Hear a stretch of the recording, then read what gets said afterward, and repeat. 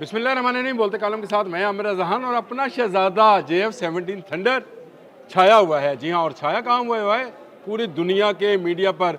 भारत के तो हिसाब पर सवार है और भारत का हर मीडिया दिफाई एंकर और तजियाकार जो है JF-17 थंडर को लेकर हाहाकार डाल रहा है, क्योंकि तेजस दुबई शो में गिर गया था। लेकिन आज मैं जो खबर आपके लिए लेकर आया हूँ वो बड़ी ज़बरदस्त है, और वो ये कि दुनिया के बेशतर जो एरोनॉटिकल इंजीनियर्स के थिंक टैंक्स हैं, उन्होंने ये बता दिया है कि JF-17 थंडर दुनिया की पहली चॉइस क्यों है। जी हाँ, JF-17 थंडर के बारे में international institute for strategic studies IISS से वाबस्ता मिलिट्री एरोस्पेस के माहिर डगलस हैरी की एक रिपोर्ट छपी है, या एक उसको कह लें कि उसने मगरबी तैयारों के हवाले से कुछ कहा है। और उसने BBC में ये छपने वाली रिपोर्ट के अंदर कहा गया है कि उसके मुताबिक JF-17 थंडर, जो कि चीनी डिज़ाइन का पाकिस्तानी जहाज़ है, ये मगरबी डिज़ाइन से कुछ बेहतर है। यानी ये मल्टी रोल हल्का त्यारा जो है F-16 के लेवल का है। और ये जहाज़ जो है क्यों दुनिया की नज़रों में छाया हुआ है? क्योंकि इसने जंगों में कारकर्दगी 2019 में और उसके बाद 2025 जंग मई में अपनी कारकर्दगी साबित की। 2024 में भी, जी हाँ भूल गया था, 19, 24 और 25 मई में अपनी कारकर्दगी साबित कर दी। उसके बाद एक लाइन सी लगती है जिसमें JF-17 थंडर ब्लॉक 3 को लेने के लिए ममालिक जो हैं पाकिस्तान के साथ रब्ता कर रहे हैं। पेंटागन के एक साबिक ओहदेदार हैं जी, एलेक्स नाम है उनका, एलेक्स पिल्टास। इन्होंने भी ये भी एरोस्पेस और हाईटेक शोबों के और डिजिटल तब्दीलियों के हवाले से लिखते रहते हैं, और उनके तजिए भी इसी तरह के हैं। उन्होंने कहा कि ये F-16 और ग्रिफन के लेवल का जहाज़ है, ग्रिफन यूरोपियन जहाज़ है के लेवल का जहाज़ है, लेकिन उनसे आधी कीमत पर है। और जो ममालिक शराइत में नहीं बंधना चाहते हैं, आप ज़रा इस बात पर गौर कीजिएगा। देखें, जो अमेरिका जिनको असला देता है कुछ ना कुछ शराइत में बांध लेता है। यानी वो किसी को मिडल ईस्ट में देगा तो शायद इसराइल में जहाज़ जो है वो फ्लाई नहीं कर सकेगा। पाकिस्तान को F-16 दिए थे तो कहा था कि भारत में हमलावर नहीं होंगे, हाँ दिफा में इस्तेमाल किए जा सकते हैं। तुर्की को दिए तो उसको भी मना किया कि आप इसको इसराइल के ख़िलाफ़ इस्तेमाल नहीं करेंगे। मिस्र को दिए, इराक़ को दिए, तो भी उनसे गारंटी ली, यानी शराइत में बांध दिया कि आप इनको फ़लाँ मुल्क के ख़िलाफ़ इस्तेमाल कर सकते हैं, फ़लाँ में नहीं, और आप इनको किस हद तक इस्तेमाल कर सकते हैं और किस हद तक नहीं। पाकिस्तान का JF-17 थंडर ऐसी तमाम शराइत से आज़ाद है। ये पेंटागन के एक साबिक ओहदेदार हैं और मौजूदा वो जो हैं डिजिटल और तब्दीलियों और हाईटेक शोबों से वाबस्ता हैं। उनका ये ख्याल है, एलेक्स, मैंने इनका आपका नाम बता दिया। उन्होंने कहा कि सियासी लचक जो है और दस्तयाबी, ये सबसे बड़ी चॉइस होती है किसी मुल्क के लिए दिफाई साजो सामान ख़रीदने की। यानी उसमें सियासी लचक से मुराद ये है कि उस पर पाबंदियाँ आयद ना की जाए, जिसको मैंने खुलकर बयान कर दिया आपके सामने। मैंने सारा खुलासा कर दिया, खोल दिया। और ये आज एक दोस्त ने जब ये ट्वीट भेजा मुझे तो बड़ी खुशी हुई, जिसमें उसने कहा कि हमारा शहज़ादा JF-17 थंडर छाया हुआ है। साथ में वो इंडियन मीडिया की दिफाई तजियाकार है जो कि इसकी तारीफ़ों के पुल बांध रही है। शायद वीडियो तो हम ना लगा सकें, लेकिन ये ट्वीट ज़रूर लगाएंगे ताकि आपको नज़र आए कि दुनिया भर के मीडिया जो है JF-17 थंडर के हवाले से तारीफ़ों के पुल बांध रहा है। मैंने इंटरनेशनल मीडिया में से BBC का बता दिया, और अभी इस ट्वीट के हवाले से इस इंडियन मीडिया का जो है वो भी बता दिया कि वो किस तरह से कह रहे हैं कि JF-17 थंडर जो है ख़तरे की लामत है, यानी उनके लिए ख़तरे की लामत है, और ख़ित्ते का बेहतरीन जहाज़ बन गया है जो लाइट वेट भी है और सस्ता भी है।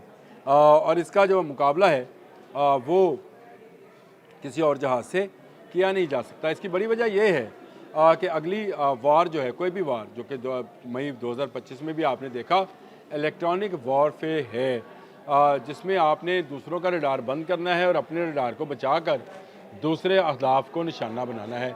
इसमें JF-17 थंडर और J-10C की महारत काम आई। ये जो हम जंग मई करते हैं और बोलते रहते हैं, ये इसलिए है कि इस मार्क का हक़ में हमने ऑपरेशन संदूर वाले जो हैं उनका संदूर मिटाया है, उनके जहाज़ गिराए हैं और ये जहाज़ गिराने से ही जो है हमारे नाम पूरी दुनिया में छाया हुआ है। और ये वो चीज़ है जो कि दुनिया को पता है कि इसके साथ PL-15 मिसाइल्स हैं, इसका अपना फाज मिसाइल है, इसका जो एरोनॉटिक्स सिस्टम्स हैं, जो एवोनिक्स हैं, जो मल्टी रोल सिस्टम्स हैं, ये दुनिया का बेहतरीन जहाज़ है। हमारे कामरा में बनता है, दूर नहीं, कामरा में ये बनाया जाता है और इलेक्ट्रिक वारफेयर में इसने अपने आप को मनवाया हुआ है। और यही वजह है कि अज़रबैजान 40 ले गया। अगर हमारे पास कोई इराक़ से आता है, बांग्लादेश से आता है, नाइजीरिया से आता है, सूडान से आता है, तो सबसे पहली डिमांड जो है वो JF-17 थंडर ब्लॉक 3 की करता है। और क्यों ना करे, क्योंकि ये वो जहाज़ है जो दुनिया की फ़ज़ाओं में इस वक्त छाया हुआ है। और वो बात कि JF-17 थंडर ने अपने से बेहतर जहाज़ यानी राफेल जो कि 4.5 जनरेशन का जहाज़ फ्रांस का बनाया हुआ, जो कभी किसी जंग में गिरा नहीं था, जंग में क्या वैसे भी नहीं गिरा था, उसको गिराया है। और एक नहीं, दो नहीं, तीन नहीं, 4 राफेल गिराए, MiG-29, Su-30। और इस जहाज़ ने S-400 जैसे सिस्टम को भी नकारा बनाकर दिखाया कि आपके इंटरसेप्टर्स भी जो हैं वो इस जहाज़ से महफूज नहीं हैं।